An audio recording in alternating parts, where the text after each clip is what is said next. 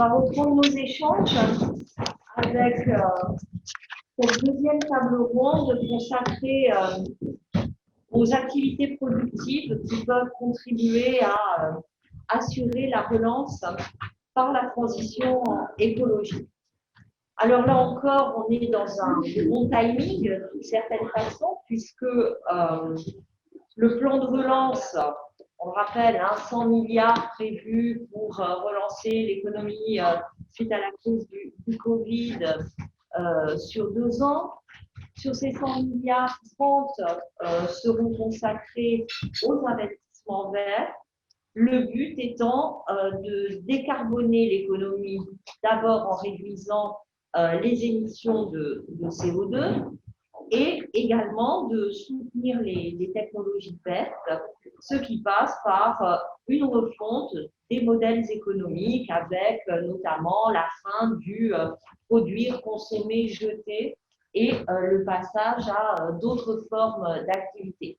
Alors, on a eu un début de transition avec la question sur les bâtiments, l'immobilier qui sert donc justement à réaliser ces activités de production. Nous y reviendrons au cours de la table ronde. De même que pour ce qui concerne ces aspects immobiliers, la question des friches qui sera également évoquée dans la mesure où produire local, ça peut aussi passer par du recyclage, non seulement de biens, de produits, mais aussi de sites de production. Alors, cette transition écologique, en fait, elle n'est pas nouvelle. Quand on regarde un peu l'historique et la question de la conciliation entre économie, écologie, entre produire sur place et produire moins cher plus loin, on voit que ces débats traversent quand même et l'analyse économique et les questions plus politiques.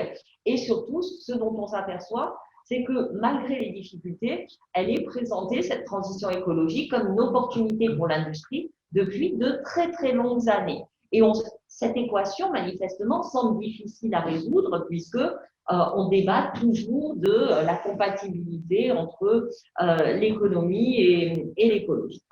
Donc, l'accord semble à peu près atteint. Tout le monde considère que l'écologie peut être une opportunité pour l'économie. L'avis selon lequel l'industrie doit contribuer à cette transition écologique semble relativement bien installé aujourd'hui dans le paysage. La question, c'est comment mettre en œuvre cette transition, comment enfin passer à un modèle plus vert, entre guillemets. Alors, évidemment, ça passe par des stratégies publiques, ça passe par des outils, des dispositifs d'action publique de manière à inciter ou être peut-être un peu plus directif vis-à-vis des entreprises. Si les prix ne fonctionnent pas, peut-être passer par d'autres indicateurs, des indicateurs de qualité, comme par exemple un critère de contenu carbone qui pourrait intervenir notamment dans les marchés publics ou dans les appels qui sont faits pour les achats par les entreprises. Donc, pour parler de ces questions-là, je tiens à remercier les 4 intervenants présents sur cette table ronde, avec, comme l'a fait Gilles tout à l'heure, une petite présentation de chacun d'eux dans l'ordre d'intervention, pas par ordre alphabétique.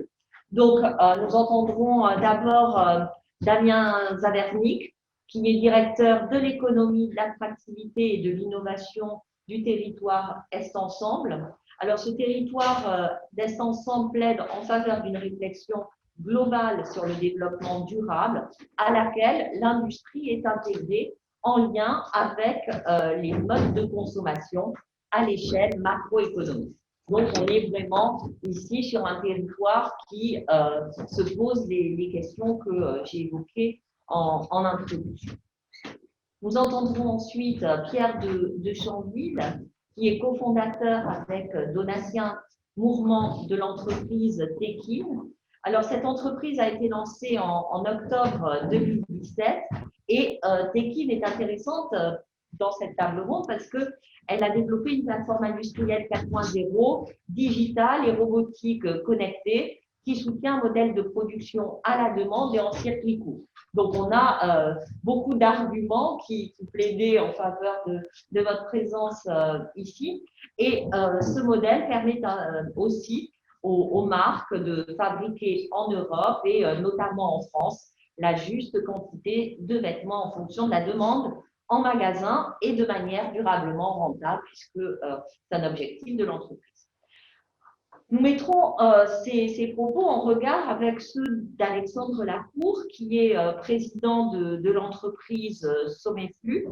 Alors là, on a une entreprise très différente, puisqu'elle est ancienne d'abord, elle est familiale ensuite, et elle n'est pas du tout sur le même secteur, puisque Sommet-Flux conçoit et fabrique des pompes centrifuges destinées à transférer des fluides pour de nombreux secteurs industriels. Donc, on n'est plus dans le B2C, mais plus dans le B2B, notre modèle économique, un autre type de marché. Et justement, on verra deux points de vue qui seront très complémentaires.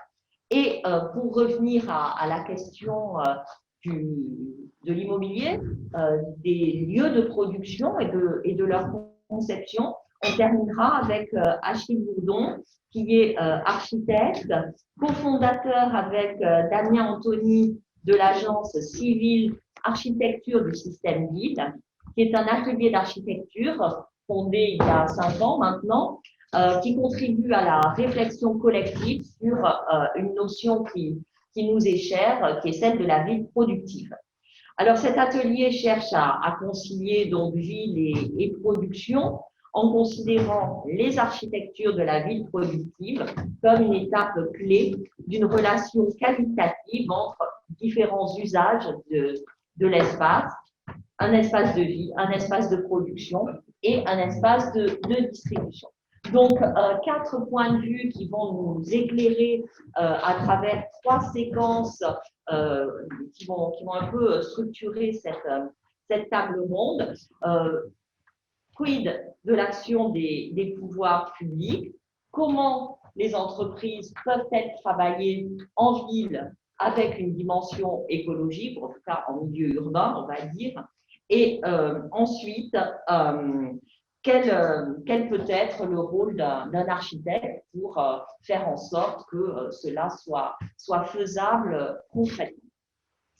Donc, première séquence, c'est un peu celle du rôle de l'acteur public qui va être évoqué dans cette première intervention avec trois piliers, puisque on parle aujourd'hui de grands principes de transition écologique, on a des outils financiers qui sont mis à disposition, certains sont nouvellement créés, et on a donc un rôle moteur des pouvoirs publics dans la mise en œuvre d'une politique de transition écologique. Donc, au-delà de ces affirmations, quels sont finalement les outils dont disposent les territoires pour prendre ce tournant? Comment les EPCI qui sont compétents dans la mise en œuvre des politiques régionales peuvent-ils agir dans ce sens? Et concrètement, que fait Est Ensemble dans cette direction-là? Eh bien, merci Nadine et merci de m'avoir invité, d'avoir invité Est Ensemble et globalement la Seine-Saint-Denis autour de cette table, parce qu'en fait, je vais commencer par là. Nous nous posons beaucoup de questions sans avoir toujours toutes les solutions. Et pourquoi? Puisque, pour vous situer d'où je parle, Est Ensemble, c'est un territoire de l'Est parisien, sur les villes de Montreuil, Bobigny, Pantin, Bondy. Tout l'Est parisien, c'est 400 000 habitants, 9 villes, et c'est surtout 19% de taux de chômage, plus d'un tiers de la population située dans les quartiers les plus pauvres, quartiers politiques de la ville, des taux de pauvreté extrêmement élevés, et en plus de ça, un prix du foncier et une cherté de l'immobilier, comme ça a été dit tout à l'heure sur le Grand Paris, qui est importante. Et donc, la question qui nous est posée, c'est comment se sortir de cette situation extrêmement dégradée dans laquelle nous sommes, mais qui a une histoire. Et c'est là qu'on retombe sur le sujet d'aujourd'hui. L'histoire, c'est celle d'un territoire qui s'est désindustrialisé fortement. Aujourd'hui, on évoquait tout à l'heure les friches, qui sont celles de nos grands projets d'aménagement aujourd'hui, qui portent des noms d'anciennes industries. Nico, fabricant de glace, NBK, fabricant de motocyclettes. Et donc, on voit dans la dynamique d'aménagement du territoire cette histoire de la désindustrialisation. Et on est à l'Est Ensemble, comme sur d'autres territoires, dans ce triangle des Bermudes de l'aménagement économique, avec peu de foncier, un foncier qui est cher, et en plus de ça, des déficits de projets d'aménagement qui sont extrêmement importants, puisque comme ce sont d'anciens territoires industriels, les sols étant très pollués, ça coûte très cher de dépolluer, donc les bilans d'aménagement sont très dégradés, et ça se retrouve dans le cycle économique des projets d'aménagement, comme ça a été dit tout à l'heure par mes collègues. Et donc, au milieu du triangle des Bermudes, il faut faire de l'immobilier productif, si possible, de la transition écologique. Je pose ce contexte-là parce que si on n'a pas cette réalité territoriale, on voit tout de suite qu'on aura du mal ensuite à embrayer sur quelque chose de différent. Et pourquoi je dis qu'il faut partir de l'histoire? C'est que cette désindustrialisation, elle est, on parlait de la région Île-de-France tout à l'heure, dans une logique de spécialisation, de spatialisation des activités. On a mis beaucoup d'activités tertiaires, des emplois à l'ouest de la région Île-de-France. On a mis tous les logements à l'est, en particulier les logements sociaux, ce qui a condamné nos territoires, très clairement. Et aujourd'hui, la question qu'il faut se poser, c'est ne pas refaire le match des années 70 ou 80 en matière de lutte contre la désindustrialisation. Ce qu'il faut essayer de penser, c'est les 10-20 prochaines années, de comment nous allons récupérer une économie qui intègre la sobriété des ressources et la durabilité des modes de consommation et de production directement au cœur du territoire avec un but d'emploi pour essayer de sortir de la situation de chômage dont je parlais et qui était déjà très haute avant la crise et dont on craint qu'évidemment elle soit d'autant plus forte demain. Donc concrètement, une fois qu'on a dressé ce paysage-là, quels sont quelques premiers outils? Je développerai peut-être après sur la transition écologique, mais nous, on a à peu près un tiers du foncier économique qui est situé dans le périmètre de nos zones d'aménagement. Donc, ce que ça veut dire très concrètement, c'est que si on n'a pas une action très proactive en matière de planification économique de notre territoire, eh bien, nous allons perdre un tiers de notre foncier économique qui va être limité petit à petit par du logement, avec un bilan qui, pour le territoire d'Est Ensemble, est de mon point de vue assez désastreux, c'est que nous avons complètement explosé nos chiffres du plan local de l'habitat. On avait un objectif de 8000 logements à produire par an, qui était déjà extrêmement important depuis 2016. Quand on regarde les chiffres, on est au-dessus de cette cible. Donc on pourrait se dire c'est super, sauf qu'en réalité ça aggrave un déséquilibre de la mixité fonctionnelle entre la part de l'économie par rapport à l'habitat, mais surtout ça se traduit très souvent, je ne peux pas vous donner un chiffre très précis, par un mitage de l'activité économique par cette construction de logements avec tout ce que ça peut engendrer en termes d'externalités négatives sur notamment les activités industrielles qui ont besoin d'espaces logistiques, qui ont besoin d'un certain nombre de locaux d'activité qui ne sont pas simplement que du commerce ou que de l'activité de pied d'immeuble qu'on peut trouver dans certaines activités de service. Ça, c'est le premier point, je pense, extrêmement important, que la puissance publique, les collectivités territoriales en particulier, mais aussi l'État, jouent pleinement leur rôle de planification, de stratégie, de prospective même, pour essayer d'éviter ces phénomènes qui, sinon, sur le long terme, en fait, nous empêchent d'avoir des leviers pour agir. Ça, c'est un premier élément. Le deuxième, on en parlait tout à l'heure, c'est finalement comment investir dans une économie verte qui puisse se déployer sur les territoires. Il me semble que de ce point de vue, l'industrie a une richesse en emploi qui est extrêmement importante, qui a la capacité de pouvoir produire tout simplement. C'est pour ça qu'avec les collègues des collectivités, on parle souvent d'activité productive et pas seulement d'industrie, parce que finalement, quand on fait de l'artisanat, quand on fait du réemploi, de l'économie circulaire, ça nécessite un certain type de locaux d'activité, un certain type d'immobilier productif qui n'est pas forcément très éloigné de l'industrie, mais qui est sensiblement de l'activité tertiaire telle qu'on la connaît par ailleurs. Et donc, cela, on a besoin de pouvoir trouver les modèles économiques et de jouer notre rôle, y compris de construction soit en maîtrise d'ouvrage direct des collectivités, soit de manière déléguée, d'immobilier d'activité, d'hôtels d'entreprise, comme le fait la ville de Paris avec la RIVP qui a l'assise financière pour pouvoir le faire de manière assez massive, et qui a permis en fait de conserver à la fois un tissu d'innovation, mais aussi un tissu, j'allais dire, d'entreprises qui sont capables de pouvoir investir ce champ de la transition écologique. Et un dernier levier pour finir cette point d'introduction, c'est que je pense que croire que nous allons construire une transition écologique de l'économie simplement par le biais de l'offre, c'est-à-dire uniquement la manière dont les modèles économiques des entreprises se structurent, c'est extrêmement important, est une erreur.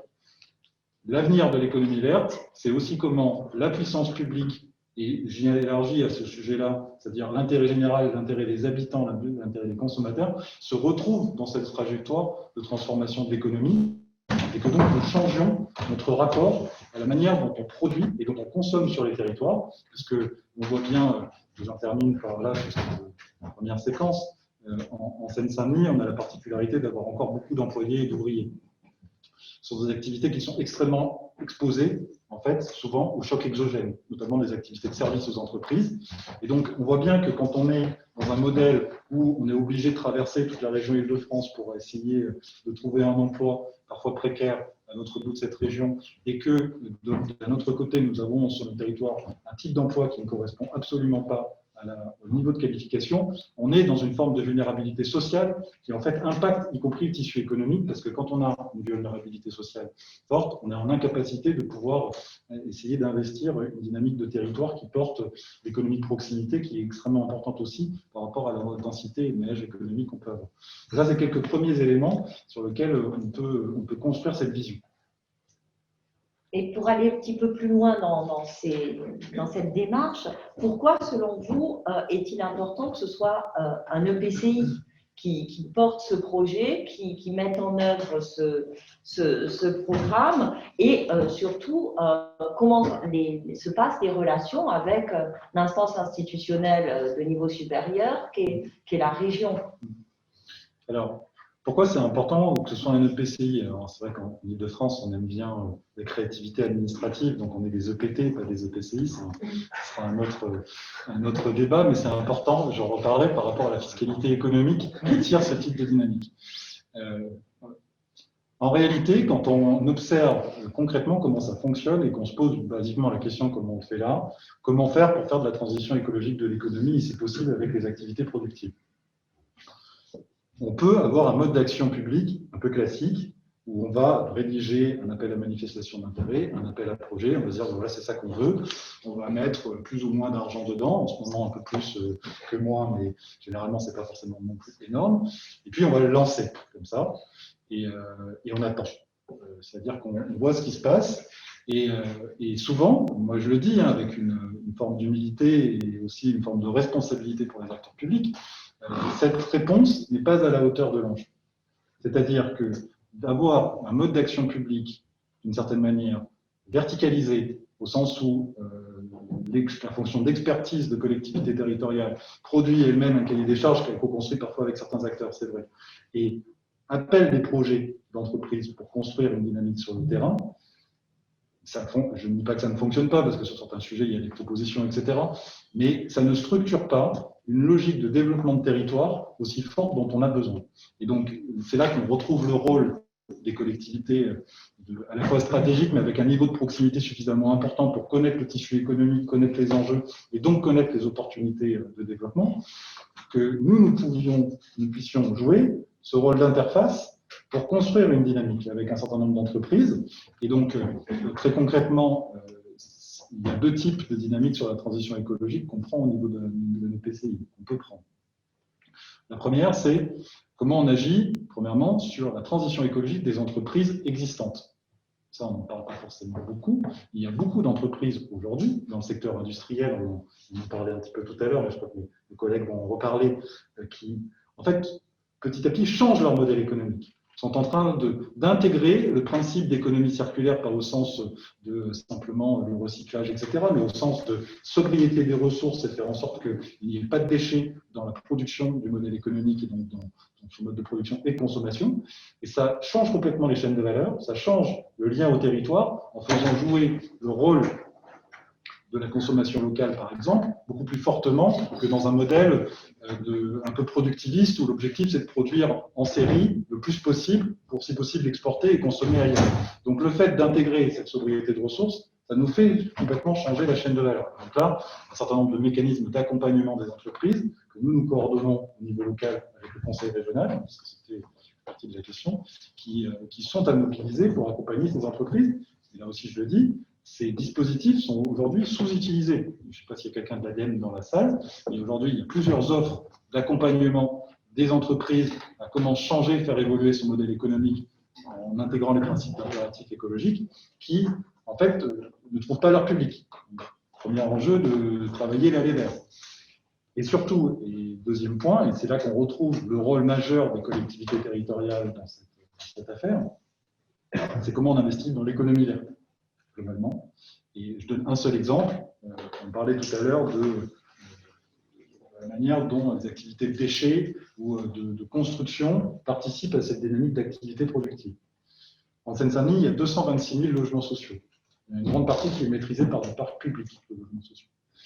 Vous avez vu tous les rapports sur le fait qu'il faut qu'on augmente notre rénovation thermique des bâtiments.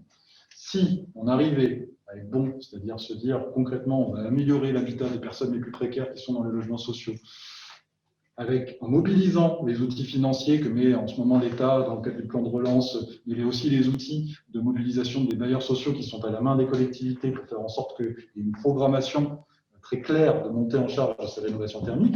Derrière, c'est un vivier d'emploi, d'économie extrêmement majeur pour les entreprises de l'éco-construction, du bâtiment, qui vont pouvoir nous aider à construire finalement une dynamique qui aujourd'hui est extrêmement faible.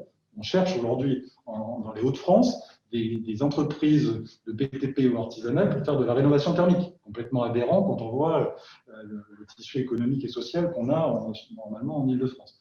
Et donc il faut qu'on puisse, en tant qu'acteur public, et c'est là qu'il faut qu'on ne le fasse pas seul, mais avec un rôle d'impulsion et de coordination, investir dans ces champs d'intérêt général pour faire travailler notre tissu économique et productif en ce sens. Donc c'est un peu ces deux jambes sur lesquelles il faut marcher en matière de transition écologique.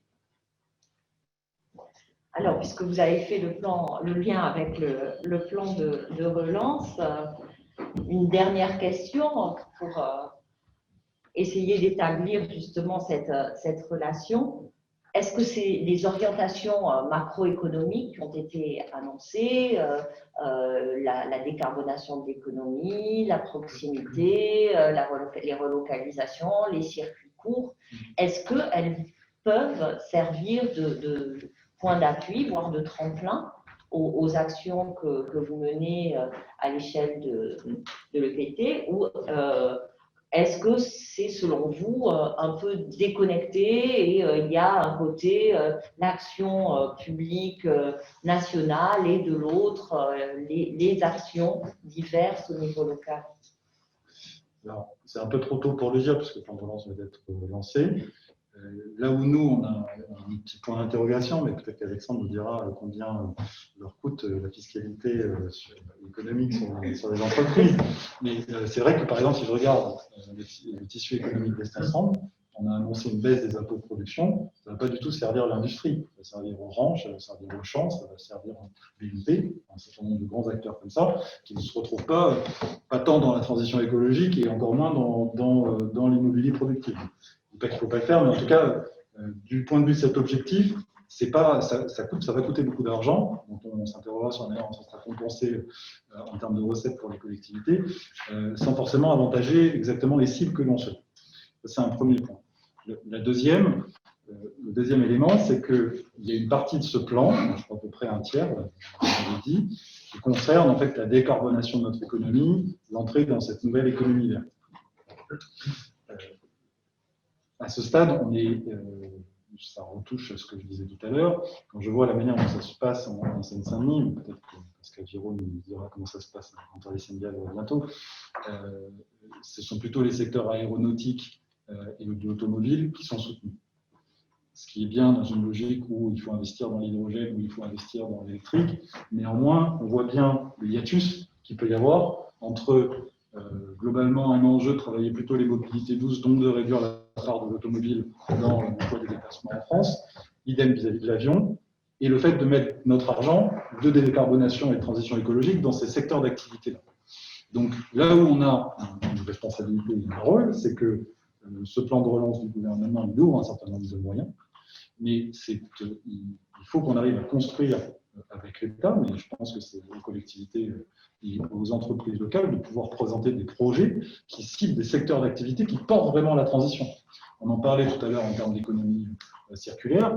Très clairement, aujourd'hui, s'il y a bien une politique publique en France qui ne marche pas, c'est la politique de prévention des déchets. Vous regardez les taux de recyclage en Ile-de-France, on n'est même pas à 20%, on n'y arrivera jamais si vous voulez, vous avez des déchets. Donc il y a quelque chose à changer. Il faut qu'on change notre mode de production de cette économie-là pour faire changer les modes de consommation. C'est pareil sur ce que je disais sur la construction ou sur un certain nombre d'énergies renouvelables, puisqu'on a aussi en Ile-de-France, c'est la force de notre innovation, on en parlait tout à l'heure, des entreprises qui portent des nouveaux modèles, de pouvoir inventer des modes de production d'énergie qui soient propres au sens de ça, on peut l'entendre. Et donc, à ce stade, c'est vers ces secteurs d'activité-là qu'il faut qu'on investisse. Avec un dernier point que je voudrais souligner, c'est qu'aujourd'hui, beaucoup d'argent est mis sur la préservation des activités économiques, dispositif du chômage partiel, ce qui est absolument nécessaire dans énormément de cas. Ça, personne ne dit. Mais si on inverse la focale et qu'on se dit qu'aujourd'hui, il y a une économie qui n'est pas forcément équilibrée parce que ça coûte plus cher que ce que ça rapporte de recettes, parce qu'on n'a pas toutes les solutions techniques, parce qu'on n'a pas toutes les compétences, parce que la consommation n'est pas au rendez-vous encore aujourd'hui, mais qu'il faut aller vers de nouveaux modèles innovants qui intègrent la question de la transition écologique, et en particulier sur les activités productives, puisque c'est là qu'on a en France un sujet de réindustrialisation majeur sur lequel on n'arrivera pas en fait à boucler l'équation de l'impératif écologique tout en conservant de l'économie. Pourquoi ne pas aller finalement dans un financement direct public d'une partie des coûts de développement et d'investissement de cette nouvelle économie, quitte à prendre en charge, on n'a pas les moyens de le faire dans un EPCI comme nous, ce n'est pas tellement notre compétence, mais je pense qu'il faut qu'on ouvre les perspectives en ce moment, quitte plutôt que de mettre de l'argent pour préserver les emplois une fois qu'ils sont en train de tomber, de dire qu'au démarrage, et de manière évidemment séquencée, comme ça se fait avec les fonds de conscience, pour ceux qui connaissent ça dans l'économie sociale et solidaire, de financer directement des projets d'entreprise au démarrage sur une période courte pour qu'on puisse investir dans cette nouvelle économie et que la puissance publique puisse forcer son rôle d'investisseur de long terme comme elle doit trouver sur les territoires. Donc ça, c'est des choses qui pour l'instant sont absentes de ce plan de relance et qu'il faut qu'on arrive à construire si on veut changer la logique économique qui est derrière avec moins de productivisme et plus finalement d'économie circulaire dans tous les secteurs d'activité. Alors, je vais me tourner tout de suite vers Pierre de Chanville. Est-ce que vous auriez aimé être soutenu financièrement au lancement de votre activité par des ressources publiques massives? J'avais envie de remercier au-delà de vous, mon collègue, pour tout ce qu'il vient de dire, parce que je pense que c'est une chose que je vais répéter dans d'autres termes, avec comme point de départ que pour pouvoir changer les modes de consommation, il va falloir changer les modes de production, que ces changements sont massifs, ils sont lourds, on n'a plus les bases pour le faire à cause de beaucoup de pertes de compétences, et dans notre domaine qui est le textile, encore plus, et que ça se fait dans un espace-temps qui n'est pas celui des investisseurs privés que nous connaissons aujourd'hui. On n'est pas sur des quick flips à 3 ans, 4 ans, avec massivement de l'investissement dans l'annonce Google. On est sur de l'investissement R&D profond, des manières compliquées de repenser tous les process industriels. Pour ceux qui ont connu ça, quand on transforme de la matière, on ne peut pas tester massivement. On teste un peu, on tombe, on teste un petit peu plus, on tombe à nouveau et on avance comme ça. Donc c'est long, ça coûte un peu, ça ne coûte pas plus que Google accessoirement, mais ça coûte un peu. En revanche, trouver les gens pour financer ce type de développement, aujourd'hui, c'est très dur. Parce que ça fait 20 ans que tout le monde est biberonné au quick flip sur une application mobile qui va me permettre de faire 100 fois ma mise, et puis vendredi soir, je vais pouvoir en parler avec les copains, j'ai fait le meilleur deal de l'année. C'est ça la réalité donc, du financement de cet environnement. Mais peut-être pour reprendre au début, donc expliquer rapidement ce que nous faisons, je pense que ça permettra de situer les choses. Tekin est né justement de l'observation d'une énorme distorsion qu'il y a dans l'industrie textile et qui en fait la deuxième industrie la plus polluante au monde, officiellement, c'était la troisième, c'est pas le sujet. Pourquoi? Parce que c'est une industrie qui structurellement aujourd'hui surproduit. On décide des mois à l'avance de ce qu'on va produire à l'autre bout du monde.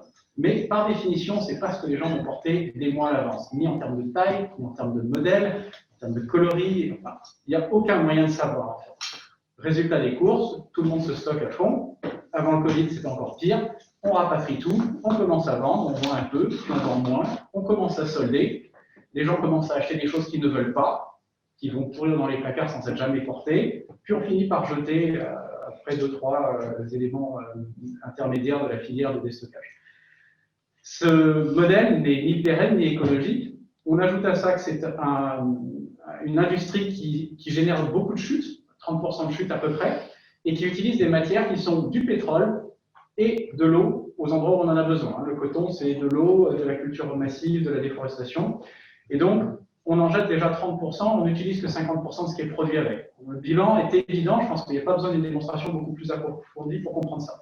Enjeu écologique majeur, enjeu qui touche tout le monde dans les besoins primaires de l'homme. On ne va pas encore se promener tous en maillot de bain dehors, tous les jours, en tout cas pas aujourd'hui. Donc, c'est quelque chose qui est parti pour durer.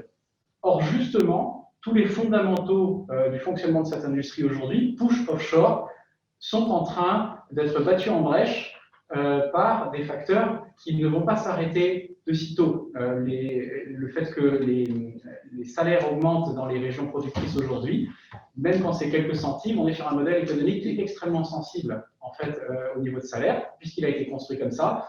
Donc, ça repousse cette équation. Le fait que la pression sur les bilans carbone, notamment du transport, augmente et va continuer à augmenter est une certitude. Et on ajoute à ça qu'il y a beaucoup de gens qui ont pensé à produire autrement, et dans beaucoup d'industries ça se fait, ça s'appelle produire à la demande, c'est-à-dire produire ce que les gens veulent. Alors, ça paraît une évidence, je confesse que nous n'avons rien inventé chez Tekin, mais à mettre en œuvre c'est un peu plus compliqué. Et c'est là qu'on a besoin donc d'un chemin un petit peu long. Donc, quel est l'élément qui, après ces constats, fait que l'on peut lancer un modèle économique derrière, même si on sait que le financement va être compliqué? On a dit que c'est une équation qui, structurellement, va s'éteindre, celle qui existe aujourd'hui. On sait qu'il y a une équation alternative qui s'appelle produire à la demande. À partir de là, il faut voir quels sont les éléments qu'on a pour essayer de construire le premier pas, et puis petit à petit arriver à une production structurellement à la demande dans cette industrie. Les éléments que l'on a, ils sont dans le local notamment, c'est-à-dire pour produire à la demande, qu'est-ce qu'on va faire? On va d'une certaine manière, augmenter la fréquence des échanges de données et de matières. Ça ne peut pas se faire à grande échelle. À l'inverse, les gens qui vont être proches en termes de production des consommateurs vont avoir un atout inaliénable pour servir ce modèle. C'est-à-dire produire à la demande à Shanghai pour Paris, ça pose un certain nombre de problèmes logistiques. C'est même quasiment impossible à moyen terme. Aujourd'hui, ça se fait encore avec de l'avion, mais on voit très bien que ça va disparaître. Donc, le modèle de demain semble vraiment être celui-là. Quels sont les éléments dont on dispose pour le faire? Donc, on a dit qu'on a un tissu relativement éteint industriel, on a un marché naissant, mais pas encore existant. Donc, ce que vous disiez tout à l'heure est très vrai, ce n'est pas le marché qui va entraîner immédiatement ce développement. Et qui plus est, ce développement est technologiquement très lourd, parce que c'est tout un pan d'industrie 4.0 qu'il faut créer. On a quelques ateliers qui font du luxe encore en France, quelques ateliers qui font des choses un peu diverses, grâce à des gens comme le site français ou 1083. On a relancé des ateliers de moyenne gamme, mais on n'a pas un tissu industriel. On n'a plus tellement toutes les compétences. Il y a quelques personnes un peu éparses qui le font. Donc, on a des process à aller chercher, puis à digitaliser, puis à rendre accessible à des gens qui sont beaucoup moins formés pour pouvoir massivement remonter une filière. Si vous vous présentez auprès d'un investisseur privé avec ce genre d'argumentaire, il vous offrira peut-être un café, mais il vous présentera la porte aussi assez rapidement. Il y a autre chose à faire. Et pourtant, c'est un modèle qui est extrêmement rentable à terme, mais qui nécessite ce chemin. En 3 ans, ce ne sera pas bouclé. Ça n'a pas été bouclé en 3 ans. En revanche, en 3 ans, on a démontré que, 1, c'était faisable, 2, la technologie ne nécessitait pas 10 années de plus pour la développer, mais encore quelques mois. Et aujourd'hui, on arrive à produire de manière rentable sans l'avoir complètement, c'est possible. Et on a démontré que les marques, qui sont les premiers relais de croissance de ce modèle, sont excessivement demandeuses parce qu'elles sont prises en étau. Aujourd'hui, ce sont leurs fournisseurs d'un peu partout dans le monde qui viennent proposer à leurs clients, que sont par exemple des magasins multimarques, de leur produire les vêtements plutôt que de passer par une marque qui va prendre une marge au passage. Donc tous ces gens qui structurent aujourd'hui le paysage du textile n'ont pas d'autre choix. Ils sont obligés de le faire. Mais ils ne vont pas pouvoir non plus le faire en 2 jours. Rappelez-vous, une marque commande 9 mois à l'avance, 6 mois à l'avance sa collection. Donc elle a déjà ce qu'elle va vendre. Elle ne va pas dire du jour au lendemain, je me mets à tout produire à la demande, ça ne marche pas, je dois déjà écouler mes stocks. Et puis si jamais mon test s'attend, ça ne marche pas. On est sur un cycle long, structurellement, de ce. Alors, on voit que vos décisions, les changements que vous avez apportés par rapport au modèle de base sont très marqués par le secteur dans lequel vous intervenez, dans lequel vous opérez. On a des déterminants qui sont sensiblement différents dans le cas des pompes. Est-ce que les propos qui valent pour le textile sont également valables pour une entreprise plus orientée vers la mécanique? Oui, complètement. Après, l'histoire de l'entreprise et du coup l'histoire de l'industrie en elle-même fait qu'on va avoir des chemins peut-être différents. Nous, on est plus dans une transformation, c'est-à-dire que si on prend l'histoire de l'entreprise qui a un peu plus de 50 ans, traditionnellement, le modèle économique est de fabriquer une machine et de fabriquer ses pièces de rechange. Et donc, du coup, quand on travaille aujourd'hui notamment sur un coût total de possession, qui s'appelle un coût global au niveau notamment de notre utilisateur, notre client final, le CAPEX, c'est-à-dire la vente de la machine et la vente des pièces de rechange, ne représente que 20% du coût total du coût de la machine pour l'utilisateur final.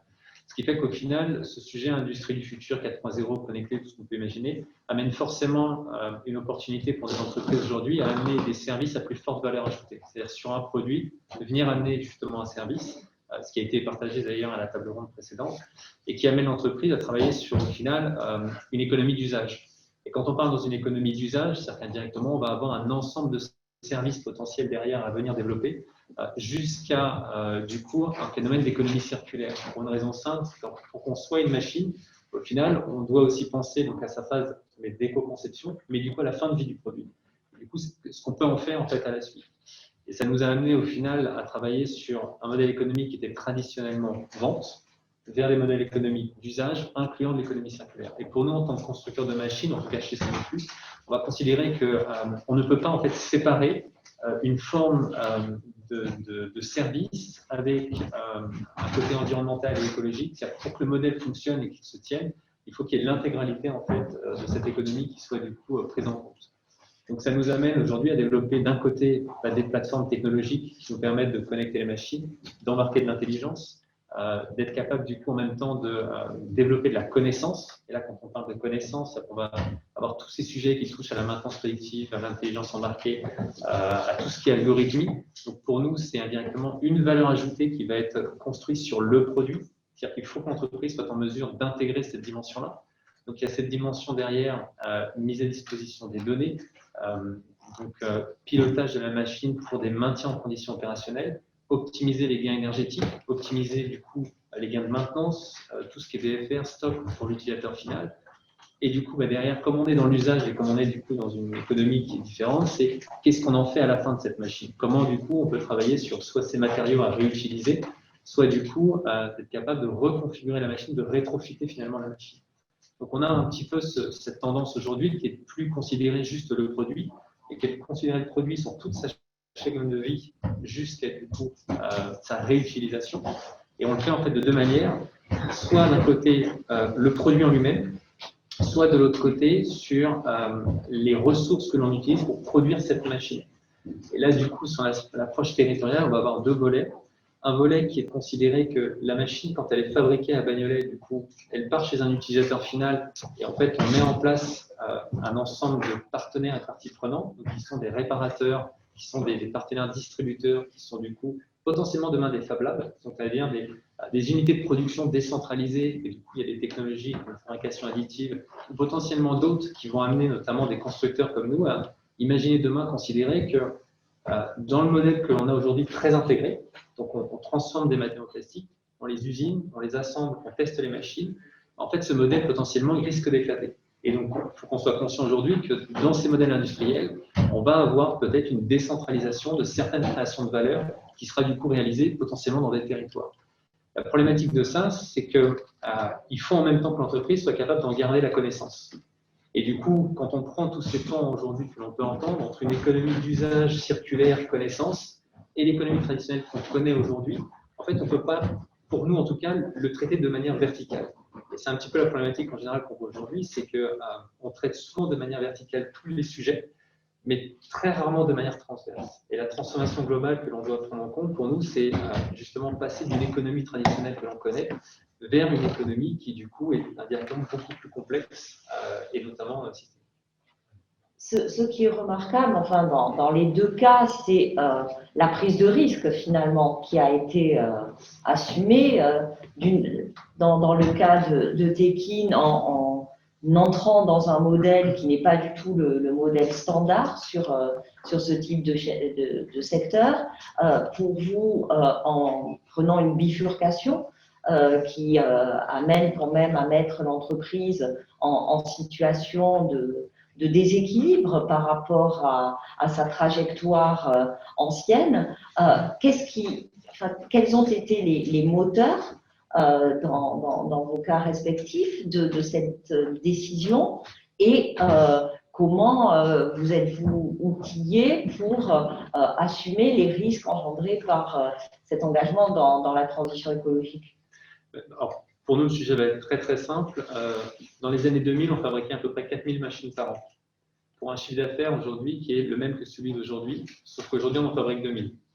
C'est-à-dire qu'en gros, je caricature, la production qui était un petit peu standardisée, une forme de production alors de masse, mais entre guillemets de petite quantité finalement, faisait qu'indirectement, la mondialisation est passée par là. Que ce soit des coûts de production qui sont moins chers dans d'autres pays, que ce soit une industrie en France qui, du coup, indirectement, n'a plus la même intensité. L'entreprise, ces 20 dernières années, a dû de toute manière se repositionner. Et on est passé dans un modèle industriel qui nécessitait justement d'être capable d'être beaucoup plus agile, donc de produire à la demande. Et cette production à la demande a amené notamment une organisation complète à la fois sur la partie commerciale et sur la partie production pour classifier en fait un ensemble de produits avec du coup des chaînes de valeur à l'intérieur de l'entreprise qui vont être différentes. Je donne des exemples simples. Il y a des produits qu'on va assembler à la commande, il y a des produits qu'on va fabriquer uniquement à la commande, et derrière, on va avoir des produits, on va avoir toute une phase d'ingénierie, d'études avant-vente pour pouvoir produire le produit. Et dans ce schéma-là, on a le même outil industriel avec du coup cette même complexité de rester compétitif. Donc du coup, on a un outil industriel qui doit être entre guillemets agile, souple, qu'on doit être capable de finalement réutiliser pour des machines qui sont différentes, mais avec une finalité qui est toujours de dire il faut que la valeur ajoutée créée sur la machine et le produit, enfin du moins le service qu'on va venir mettre derrière, soit suffisamment important pour que du coup on ne pense plus au produit seul, mais qu'on pense au produit avec l'intégralité de sa chaîne. Et pour vous, Pierre, c'est… Moi, ce sera moins économique. Une fois qu'on a eu vérifié l'équation économique du modèle dont je parlais tout à l'heure, il y a un petit côté, mais je pense que c'est important de le dire aussi, il y a un petit côté, je dirais, idéaliste. Mon associé et moi voulions faire quelque chose. On a travaillé dans des grosses sociétés avec tout ce qu'il fallait de package, etc. Mais il y a un moment où on se dit que ce serait bien de faire quelque chose d'utile en plus, dont on voit la finalité. Et sur les 5-10 modèles qu'on a regardés qui avaient une pertinence économique, celui-ci était clairement celui qui avait le plus gros impact, et de très loin. Mais c'était aussi celui qui avait le plus gros risque. En revanche, quand on voit justement quelle était la nature de ce risque, et c'est pour ça que je pense que c'est important d'en parler ici aujourd'hui, la nature, elle était, on savait qu'on viendrait à bout du côté commercial, de la création de comment expliquer aux marques justement qu'en produisant à la demande, en achetant peut-être 2 à 4 fois plus cher un vêtement, elles arriveraient à gagner plus d'argent. On savait qu'on arriverait à bout de ça, on savait qu'on arriverait à bout de la technologie. La chose que l'on savait moins, c'est est-ce qu'on arriverait à faire le chemin de financement tout le long. Est-ce qu'on arriverait donc au début à convaincre 2 ou 3 investisseurs, laissez-nous faire la première machine, laissez-nous la connecter, laissez-nous partir avec une marque, etc. Et on avait la conviction qu'on a été assez bien outillés pour le faire par nos expériences précédentes. Mais ça reste, puisqu'on demandait tout à l'heure quels sont les écueils principaux, quels sont les moteurs principaux, ça reste quand même le nerf de la guerre. Aujourd'hui, on a la chance d'avoir une génération dont on est peut-être même plutôt les plus vieux, mais qui aspire à trouver du sens dans son travail. On a 45 personnes chez Tekin aujourd'hui Je pense que largement les 3/4 sont chez Tekin par conviction autant que pour leur salaire, par conviction qu'ils sont en train de faire quelque chose d'utile. Et c'est un vivier dans lequel j'aurais envie de dire à la CDC, taper dedans, donner des sujets et financer, trouver les bons éléments, les gens qui ont vraiment un moteur fort, qui arrivent à avancer, allez-y progressivement. Quand vous investissez comme LP dans un gros fonds, proposez-leur de mettre 20% de ce que vous investissez dans des projets à plus de 5 ans. C'est pas monstrueux, ça peut même être 7 ans, c'est pas un drame. Mais proposez-leur des outils comme ça. Il y a des gens aujourd'hui qui n'aspirent qu'à avancer là-dessus. Sinon, tous les gens qui sont entrepreneurs aujourd'hui vont suivre les règles, enfin tous non, mais une majorité va continuer à suivre les règles de cette industrie, l'industrie financière, qui est, ah oui, la norme, c'est tu dois avoir fait une croissance tu dois être au moins 100 KE par mois avant que je puisse investir chez toi, puis tu dois faire une croissance de X%, donc tu vas payer Google très très cher pour que les gens viennent chez toi et montrent qu'ils t'aiment, même si c'est que un peu pro forma. Et à ce moment-là, je vais pouvoir remettre, et dans 3 ans, on sort. C'est pas comme ça qu'on construira ces filières, et donc qu'on construira des industries riches en emplois. Ce sera très bien pour le tertiaire, en revanche. Il n'y a pas à dire, et je ne suis pas en train de dire qu'il ne faut pas qu'il y ait ces systèmes-là. Il ne faut pas qu'il y ait d'incitation à l'investissement dans le digital pur. Mais si on veut créer une industrie des territoires, et une industrie des territoires dans des agglomérations encore plus, parce qu'il y a énormément de digital à créer pour réussir ça, il est nécessaire d'accepter que ces modèles durent un peu plus longtemps et qu'ils soient soutenus. Chine, États-Unis mettent des centaines de millions dans ces projets. Et c'est l'État qui paye sans complexe. Donc pour ceux qui sont un peu ayatollahs du libéralisme économique tel qu'on l'a appris à l'école et qu'on l'a appris des Américains, je pense que c'est important de garder en tête que eux s'en accommodent très bien également de cette manière-là. Ce sont des projets complètement publics, hein, sur le textile en particulier, mais pas que évidemment. Je me retourne vers Damien. Votre territoire, donc l'entreprise Someflu est sur Est Ensemble. Que pouvez-vous faire pour garder ces entreprises dans un milieu très dense où le foncier coûte de plus en plus cher? Est-ce que vous avez noté des désirs de délocalisation, alors pas forcément très loin, mais même dans la grande périphérie de la région parisienne? C'est pas cool la question.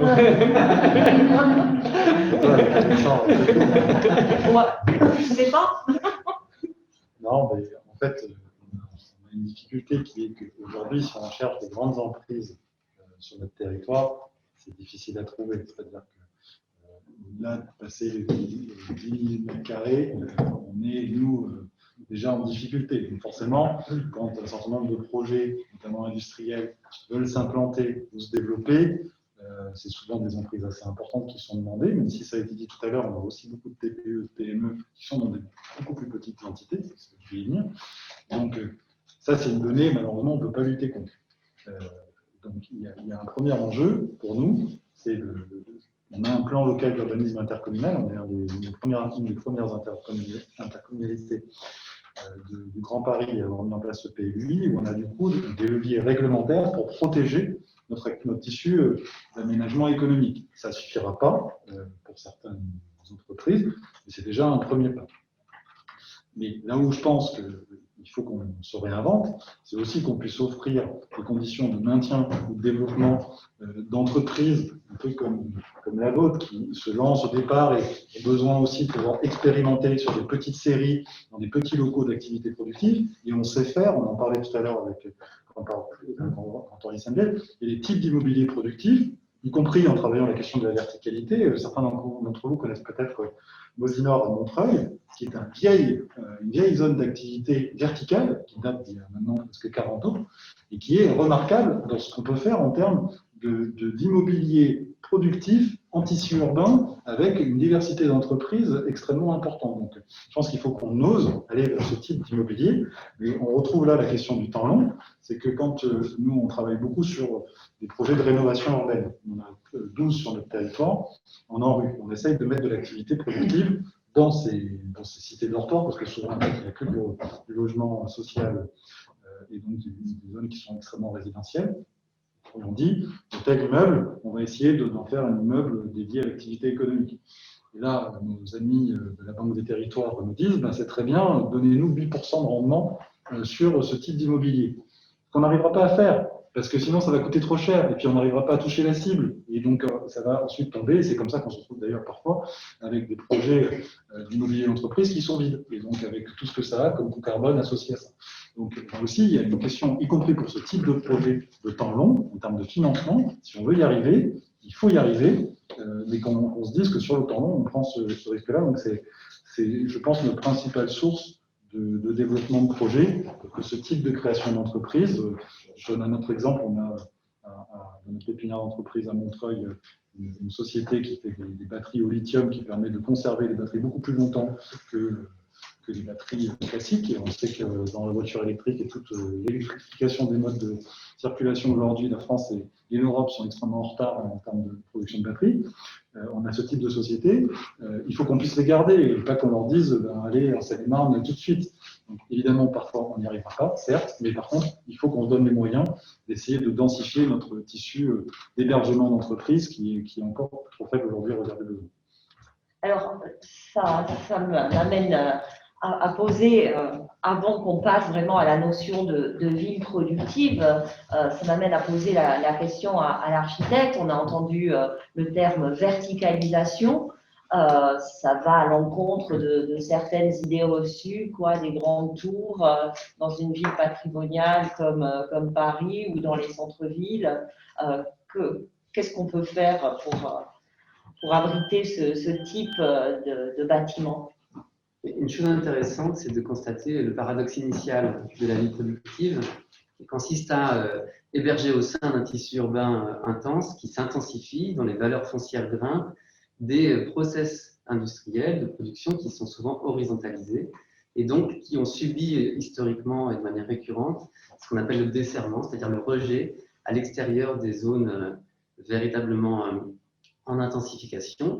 Et c'est quelque chose qui a construit un modèle d'urbanisme après la guerre, qui est le zonage fonctionnel, pour localiser ces activités dans des espaces dédiés, et ces espaces dédiés permettant de résoudre toutes les contraintes, sauf que la ville s'intensifiant, effectivement, on se retrouve avec des zones d'activité économique isolées qui ont été rejointes par la ville, ou alors qui sont obsolescentes par leur attractivité ou par même leur capacité d'être attractifs pour les salariés qui souhaiteraient y travailler. Et donc on a un phénomène en fait de contraintes qu'on pourra développer, mais qui a été largement appréhendé dans les tables rondes précédentes, de nécessité pour les entreprises de se relocaliser dans la ville, de redécouvrir des emplacements, parce qu'un foncier économique est largement en train de disparaître en Île-de-France.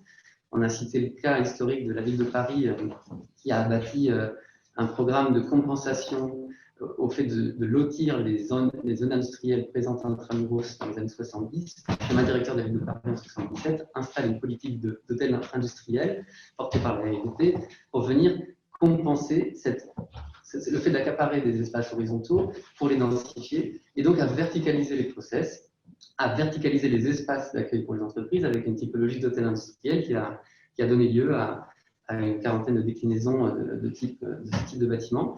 Ce qui est intéressant, c'est que c'est effectivement, je parlais de paradoxe parce que c'est contradictoire, c'est contre-intuitif par rapport à ce que sont aujourd'hui et depuis longtemps les process entreprises. Néanmoins, c'est une contrainte qui s'impose. Le fait de devoir se verticaliser, c'est modifier son process. Or là, ce qui est intéressant, c'est que on peut solliciter la question de l'action des pouvoirs publics à contraindre, à accompagner les entreprises pour s'installer dans ces immobiliers qui ont un profil différent de leurs habitudes, et puis on peut solliciter la question des pouvoirs publics pour créer la possibilité de fabriquer ces bâtiments. Donc mobiliser un foncier économique plus petit, avec des formes urbaines plus denses à réinventer, et cette contradiction, lorsqu'il est possible, lorsque l'hôtel industriel existe, il faut encore réussir à répondre à un besoin des entreprises, ce qui est difficile à cerner, et cela suppose, à mon avis, qu'il y ait une rénovation de l'ingénierie qui accompagne les projets les entreprises et leur installation, car cette verticalisation, pour moi, elle suppose qu'elle est confrontée à plusieurs cas de problématiques. D'une part, on a du mal à identifier la problématique de l'immobilier en blanc. La production de cellules verticalisées par avance d'un besoin avéré des entreprises est délicat. Suppose de pouvoir caractériser le besoin lui-même, le cahier des charges pour des cellules produites en avance du besoin avéré des entreprises. Ça c'est un premier obstacle qui a été identifié par EPT et qui est donc une des nécessités, un frein à lever. Il y a aussi le frein du bilan économique de ces opérations-là. La question foncière pèse, la question aussi du coût de construction en face du niveau de loyer pèse également. C'est un phénomène qui a tendance peut-être à poser la question d'accroître la taille, la masse critique de ces bâtiments verticalisés, et avec la question qui se pose de leur héritage au sein de la ville. C'est-à-dire que, historiquement, quand on fonctionnait à l'horizontale, on avait des modes constructifs et immobiliers très précaires, en réalité, qui étaient ce qu'on appelait des boîtes à chaussures, capables d'être remplacés sitôt que le process le nécessitait. Aujourd'hui, quand on va verticaliser des bâtiments, un enjeu fort qui va apparaître, c'est la question de construire en dur, de figer une forme urbaine pour accueillir les activités. Figer cette forme urbaine, d'autant plus quand elle se massifie en échelle pour atteindre le rendement qui permet de son financement, pose des vraies questions d'héritage dans la ville. Et ça est fondamental dans la question de la responsabilité collective, car en réalité, ce que je souhaitais vraiment amener comme idée, c'est peut-être le dézoom sur l'échelle des rapports de force entre ville et production, qui a toujours fonctionné en desserrement. Donc je fais une petite digression, mais c'est-à-dire qu'il y a un enjeu excessivement important dans la question de la ville productive et de l'industrie et de l'écologie industrielle, qui est le positionnement de l'industrie dans l'espace de la ville. Et à ce stade, c'est vrai que si des solutions ne sont pas trouvées pour localiser l'industrie dans le périmètre de la ville, c'est une industrie qui se déplace, ce sont des fonctions productives qui se déplacent à l'extérieur de la ville et qui effectivement consomment un territoire agricole et fabriquent des objets isolés à l'extérieur de la ville qui ne seront peut-être jamais rejoints par la ville elle-même. Et c'est une problématique très conséquente en termes d'empreinte carbone, de venir fabriquer des allers-retours permanents entre ces fonctions à l'extérieur de la ville et le cœur de la ville que ces fonctions desservent. Et bien sûr, c'est un impact considérable sur la production d'un immobilier pas nécessairement pérenne à l'extérieur des villes sur des fonciers agricoles naturels. Donc, c'est une responsabilité collective qui est très importante et qui sollicite une coordination à l'échelle de la métropole entière. Et c'est un peu ce point de focal qu'on a choisi, nous, architectes, qui est sur la question de la ville productive, c'est de la regarder par ces filières qui s'organisent à l'échelle de la métropole et dans un rapport, dans un espace urbain qui est celui de la métropole en entier. C'est-à-dire que effectivement, il y a un phénomène qui est le retour à la ville de ces fonctions productives qui est souhaité par les phénomènes de e-commerce, de distribution localisée, de production locale. Il y a tout un phénomène qui rapproche le phénomène de l'emploi, la difficulté de recruter l'emploi, les salariés pour l'industrie.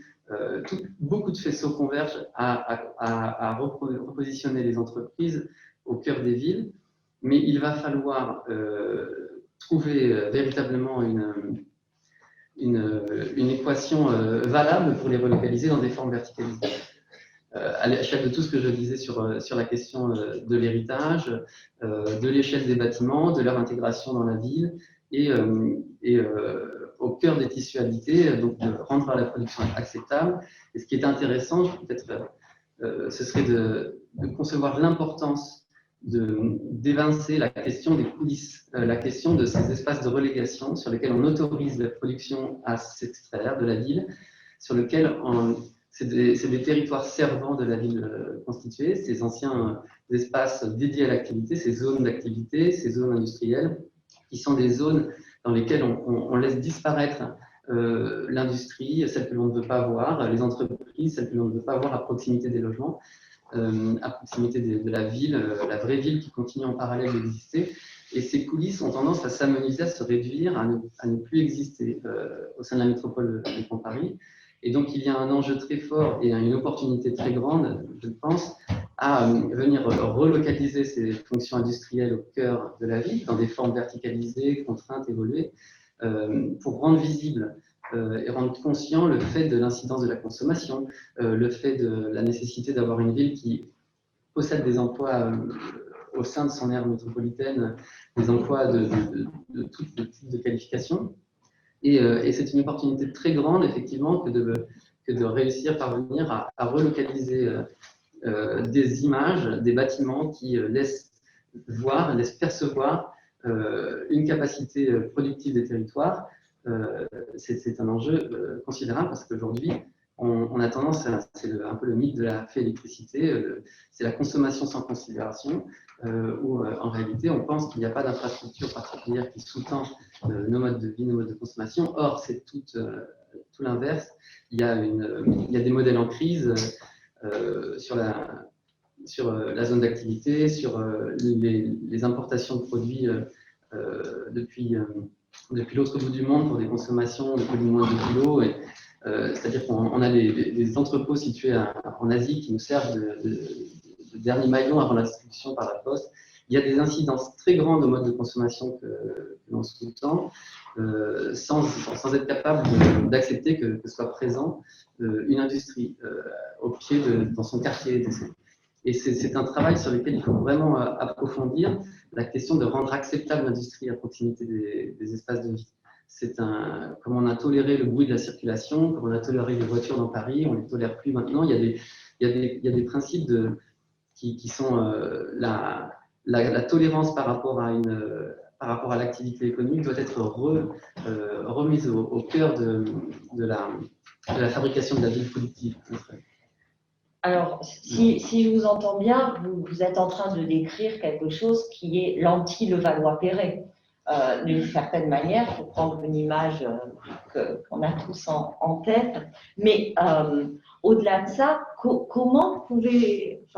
proposez-vous à des entreprises auxquelles on demande d'être flexibles, agiles, innovantes, de s'adapter en permanence? Comment vont-elles entrer dans ce capital immobilier verticalisé qui finalement, étant durable, risque d'entrer en contradiction avec leurs exigences d'adaptation? Et est-ce que le capital immobilier peut être malléable? Alors, c'est vrai qu'il y a nécessairement un changement de modèle, peut-être, qui est à l'œuvre et qui peut-être a vocation à s'accentuer, qui est la transition vers le fait d'avoir en propriété les murs d'une entreprise comme un capital de l'entreprise et le fait d'être locataire de ces murs pour avoir une meilleure capacité d'abord pour gagner un positionnement qu'on n'aurait pas pu avoir par le fait qu'il n'y a pas de possibilité de disposer d'un espace que l'on peut acheter avec son foncier, sa réserve foncière et son entreprise installée au milieu d'une parcelle. Donc, sitôt qu'on bascule dans un modèle plus dense, se pose la question de l'investissement initial et donc on n'est pas nécessairement capable dans une entreprise d'être l'investisseur, bien que ce soit un des leviers, à notre avis, de la densification des activités, passer par l'industriel en tant qu'investisseur pour utiliser sa réserve foncière pour créer des logements locatifs. Mais la verticalisation suppose peut-être de passer l'entreprise dans un mode de location d'espace avec une capacité d'appréhender ses besoins et de faire évoluer ses besoins, bien qu'il y a un sujet au sein du bâtiment, par exemple, et bien que dès qu'on verticalise, on ne dispose plus de cette réserve horizontale, ces réserves foncières qui sont propres aux zones d'activité, souvent. Et donc, on est dans un principe où il y a une dynamique un peu de mobilité de l'entreprise et sinon d'extension vers le haut, c'est-à-dire la capacité c'est ça qui est important, c'est d'accompagner les entreprises vers la modulation de leur process en acceptant des ruptures de charge, par exemple, qui ne sont pas dans son process standard. mais on est bien au contact de la ville, on passe du standard au sur-mesure, et c'est bien une obligation qui s'imposera aux entreprises, considérant le fait qu'il y a, comme on l'a dit sur le côté 12, un déficit de présence d'offres immobilières et, pour les entreprises, et donc les entreprises sont de plus en plus favorables à accepter des contraintes.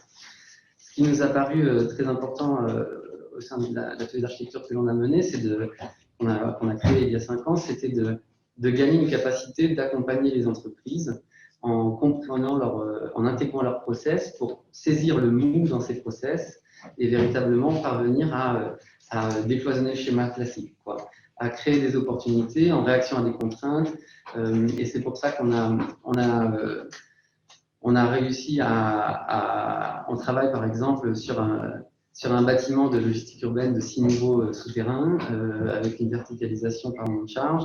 On travaille sur des process de messagerie également multi-étages dans des sites contraints. On travaille sur des fonciers temporaires pour des montages immobiliers, donc avec une capacité du couple investisseur et utilisateur à se dire c'est temporaire, je vais me déployer pour ensuite me relocaliser ailleurs, un projet à Paris 19e. On travaille en fait, on a constitué et on s'efforce de constituer une capacité de comprendre le process d'entreprise pour le faire réagir aux contraintes du site et tirer le meilleur parti de la situation urbaine, de la situation des contraintes réglementaires et du bâtiment quand il existe. C'est une évolution très marquante, je crois. C'est le phénomène de devoir passer du standard au sur-mesure, de la pensée en silo à la pensée complexe où on marie. Il y a des phénomènes, il y a une mutation très grande de la question du montage immobilier et de la forme urbaine de l'immobilier productif. Aujourd'hui, c'est vrai que la question du foncier cher déclenche énormément de choses. Quand la situation urbaine et le foncier cher obligent les entreprises à trouver de nouvelles stratégies, par exemple s'inscrire dans des espaces contraints et contraindre leur process à l'espace, c'est quelque chose qui appréhende de plus en plus. Il faut qu'un conseil soit là pour capable de faire la synthèse entre ces différentes contraintes. L'architecte a certainement une grande place à jouer, nous pensons, car il a une capacité justement d'assortir les contraintes et d'en tirer le meilleur parti. Donc nous travaillons véritablement sur ces process avec les entreprises et leur réaction aux contraintes du site. Il y a aussi la question de la péréquation économique pour financer les opérations. Donc du silo où chacun raisonne dans son coin, on commence à fabriquer des projets mixtes dans lesquels il faut assortir la présence de chacun et ses contraintes. Et ça, la péréquation économique sollicite aussi de penser différemment la forme urbaine évidemment, mais aussi la manière de concevoir le projet pour positionner les différentes composantes dans un assemblage complexe. Et donc ces différentes caractéristiques, ces différentes situations amènent les entreprises à être beaucoup plus ouvertes et la question de la forme urbaine à être très décloisonnée et à basculer vraiment, ce que je dis sur mesure, c'est qu'on a du mal à appréhender des typologies. Il est véritablement une réponse circonstanciée, chaque projet. Et c'est peut-être une des composantes importantes, c'est l'impossibilité, selon la difficulté d'avoir une vision descendante sur la question de l'aménagement économique du territoire et une obligation forcée, puisque c'est à basculer en mode projet, en mode véritablement dérogation à la règle, aller chercher les marges des situations de disponibilité foncière. Là, on travaille sur des fonciers souterrains, des fonciers temporairement disponibles, des fonciers résiduels sur la ville. Et aussi, ça sollicite d'aller chercher à la marge toutes les questions réglementaires pour décloisonner les questions de sécurité, et on bascule dans une espèce de phénomène d'ingénierie de projet à la place de la réglementation. Alors, il y a beaucoup d'aspects novateurs dans ce que vous dites par rapport à ce qu'on a pu entendre, notamment d'une entreprise ancienne. Est-ce que vous verriez verticaliser votre activité de production a priori? Après, ça mériterait plus d'études, mais est-ce Ouais, que là, comme ça, à chaud, je veux bien faire l'exercice parce qu'on est, c'est ouvert d'esprit, mais pour la petite histoire, avant d'avoir le site en fait sur Bagnolet, où on a 3500 m² d'usine, 10 m² terrain, on avait 6 sites de production. Et donc, du coup, notamment des sites de production avec des étages. Et quand on a des étages et qu'on a des monts de charge et qu'on monte du coup certains poids de matériel, on se retrouve vite dans des problématiques notamment de sécurité et notamment des sujets aussi au niveau du coup pénibilité et circulation des flux dans les espaces. Ça peut être compliqué. Donc, sur le principe, je ne serais pas contre faire l'exercice, hein, mais c'est vrai qu'à première vue comme ça, nous, la problématique qu'on aurait plus à limite sur l'un de nos enjeux serait de considérer que dans une usine, on veut surtout faire en sorte que l'intégralité des collaborateurs, que ce soit côté bureau d'études, ingénierie ou que ce soit côté atelier, on vive tous indirectement sur le même plancher. Et c'est un petit peu en fait, l'image de l'industrie où aujourd'hui on va avoir en général ceux du haut, ceux du bas, parce que les usines sont là comme ça, les bureaux sont sur les étages. Et c'est vrai que dans les aménagements que l'on a et les contraintes que l'on a aujourd'hui, on est plus dans la démarche de dire on est tous au même niveau, avec tous indirectement le même enjeu que l'on partage dans une usine. Et du coup, dans la culture, en tout cas, on évite ces notions d'étage et ces notions de hauteur pour des questions tout simplement de fonctionnement et de valeur au niveau de l'entreprise. Donc, il y a peut-être après, en fonction des entreprises, en tout cas, des contraintes qui seraient plus liées, je pense, à la culture d'entreprise. Et pour Tekin, vos choix de localisation par rapport à vos considérations écologiques, elles font écho à celles que nous présentez à Chicourdon? Je pense que nous, on est plus susceptible d'être un candidat à ce genre de situation, et pour moi, ça dépend moins de la culture d'entreprise que de la nature même de l'entreprise. Je pense qu'on n'installera pas tellement facilement une forge au 3e étage d'un bâtiment urbain. En revanche, on n'a pas d'atelier en propre de confection, on installe des machines qui sont assez légères et qui peuvent être réparties sur différents niveaux, c'est absolument pas gênant, mais on peut très bien imaginer des unités qui fonctionnent comme ça. Et même si on va un peu plus loin, dans nos réflexions qui font partie intégrante de notre modèle, parce qu'on est dans une perspective de massifier la création d'emplois, donc de scaling, comme on dit en français gaulois, globalement, on pense petites unités, on pense démultiplication de petites cellules. Et c'est un sujet que je voyais moins transparaître justement dans les réflexions d'aménagement de la ville, mais dans des villes grandes comme Paris, dans un modèle comme le nôtre, il y a des ateliers qui sont à l'est, des ateliers qui sont à l'ouest, on va pouvoir desservir. Il n'y a aucun obstacle, voire il y a une véritable efficacité industrielle à avoir potentiellement deux sites. En revanche, il y a de l'efficacité industrielle que si c'est prévu comme tel à la source, donc il faut que l'industrie qu'on pratique le permette aussi. Il y a vraisemblablement une liste d'industries qui sont des bons candidats. J'imagine que si aujourd'hui on crée un local verticalisé dans le coin de Bobigny, par exemple, on pourrait le remplir en très peu de temps par des ateliers tous indépendants, parce que les machines à coudre c'est léger, parce que chacun aurait son plateau sur lequel il ferait des productions qui ont une certaine cohérence, etc. Il y a un certain nombre de scénarios comme ça, à mon avis, qui sont naturels. Et pour l'aménageur, avant de passer la parole à la salle? Nous, on travaille sur ces enjeux-là, et typiquement, effectivement, dans le secteur du textile, on parlait tout à l'heure sur ce secteur d'activité qui sera peut-être, de mon point de vue, les plus spectaculaires en termes de transition écologique, parce qu'on a tout délocalisé, tant la production que l'intégralité des chaînes d'approvisionnement. Donc, si on veut relocaliser, on va avoir besoin de ce type d'immobilier productif, et ça s'y prête aussi parce que on a, par exemple, nous, historiquement, à Pantin, un écosystème dédié à l'artisanat d'art, justement au métier du luxe, mais à la fabrication via les métiers de la main, qui sont une toute petite partie du segment de ce secteur d'activité. Mais aujourd'hui, il y a aussi une logique d'écosystème qui est importante, au sens où il y a comment l'entreprise peut vivre, dans quels locaux, etc.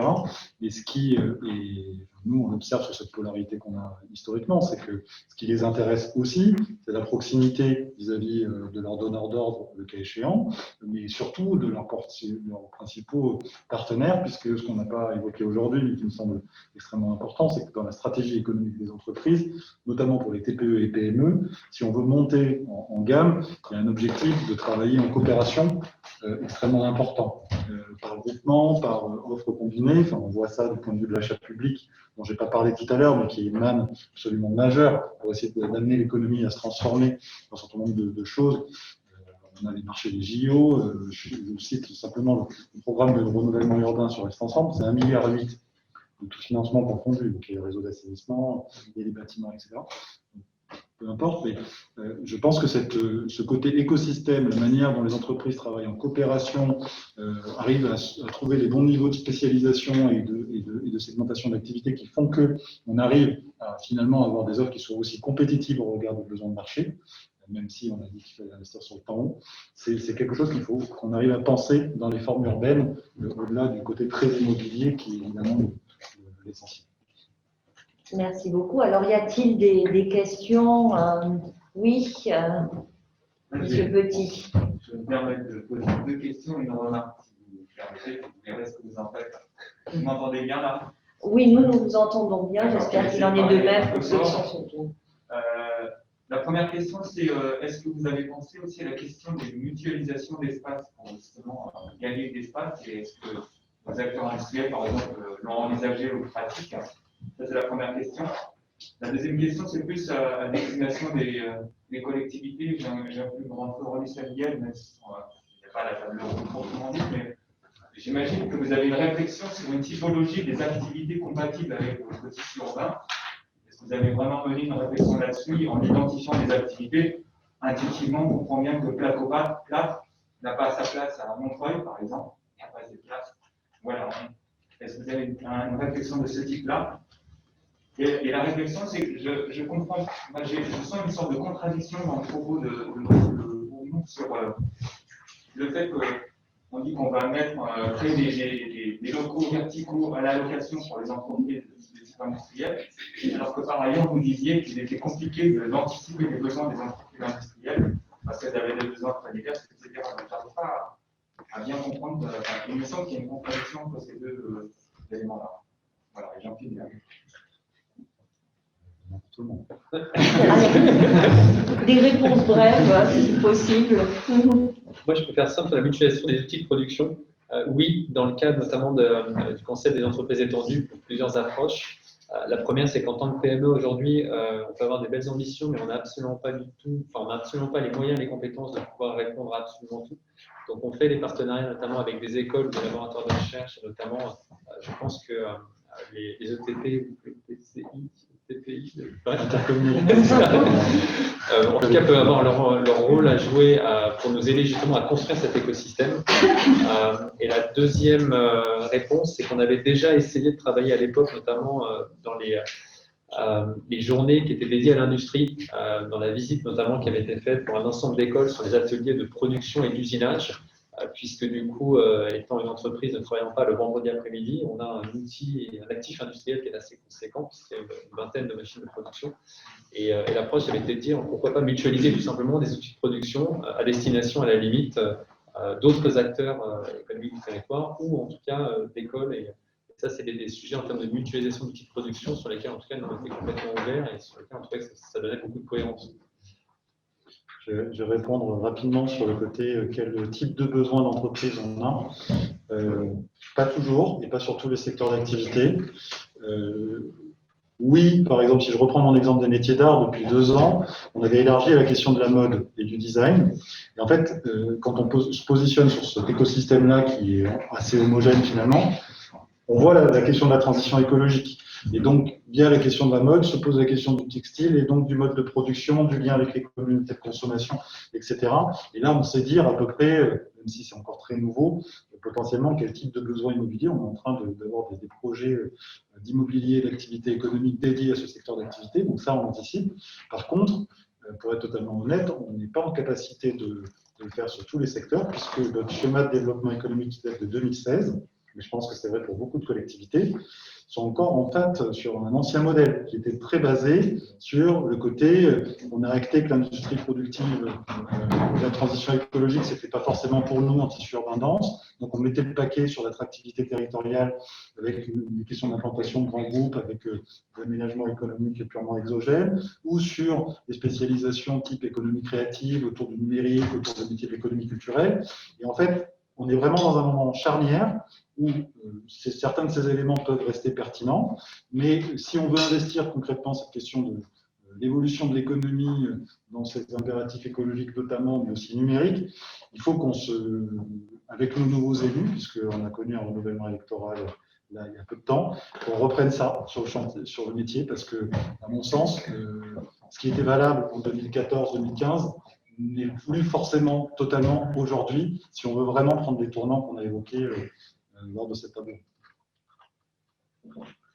Sur la question de la contradiction, évidemment, et la réponse c'est que c'est une difficulté à dépasser. Il faut réussir à saisir la maille et la capacité des bâtiments que l'on va figer à être évolutifs eux-mêmes dans certaines de leurs caractéristiques pour permettre d'accompagner le besoin évolutif des entreprises. Et il y aura toujours cette impossibilité d'agrandir les murs, entre guillemets, sauf, surtout dans les processus particuliers, sauf des cas très particuliers, mais qui font vraiment partie des réservoirs de solutions qu'on ne peut pas projeter ad hoc, à notre avis, qui sont la réponse aux circonstances du projet. Comme je viens d'avoir parlé, je vais rajouter un petit grain de sel, mais vos remarques et vos questions m'amusent parce que c'est une réflexion qui est très profonde chez nous. Sans rentrer dans le détail, la partie industrie connectée qu'on fait, elle prépare des kits de confection pour les ateliers. Parce que dans la chaîne de production textile, il y a des machines en amont pour traiter la matière, en gros, et ensuite on les monte sur des machines à coudre qui sont des choses relativement légères qu'on peut mettre où on veut.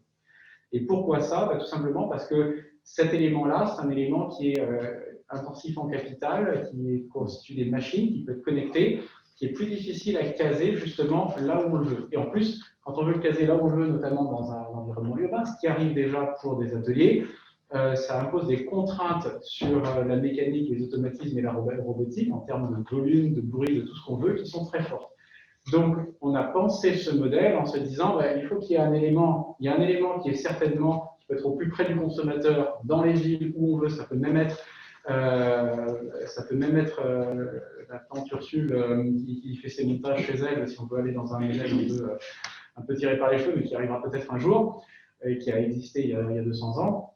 Mais il y a des choses qu'on ne pourra pas mettre chez les gens. Et donc, on peut segmenter. Et il y a des industries qui sont déjà segmentées comme ça, dans lesquelles il y a un atelier, on parlait du pneu à la table ronde d'avant, dans le pneu, il y a une grosse fonderie, un endroit, c'est un bâtiment entier, chez Michelin, qu'on appelle Z, je ne sais plus comment, et ça, on ne le mettra pas dans une petite cellule. Puis ensuite, il y a du calendrage, ce sont des petites machines. Ensuite, il y a du montage, ce n'était pas automatisé, c'était encore des petites machines. Puis il y a des fours. C'est nouveau du gros. Et on pourrait décider de quelles sont les parties qui vont où, parce qu'il y a des ruptures de charge très claires entre ces éléments-là. Et l'exemple du pneu est le plus compliqué, est un exemple très compliqué dans lequel peut-être que l'option n'existe pas. L'exemple du textile est un exemple très simple. Mais en fait, on pourrait passer beaucoup de chaînes de valeur au crible de justement qu'est-ce qui passe n'importe où, qu'est-ce qui est mobile. En fait, c'est un peu cette question, qu'est-ce que je peux facilement déplacer et qu'est-ce qui nécessite beaucoup de main-d'œuvre. Et je pense que c'est un peu l'objet de votre question. Est-ce que ça, c'est étudié de manière systématique? Alors là, j'en sais rien pour le coup. Mais c'est vrai que la réponse est vraisemblablement la clé de la solution. Merci beaucoup. Donc, je vous propose de terminer cette seconde table ronde sur cette conclusion.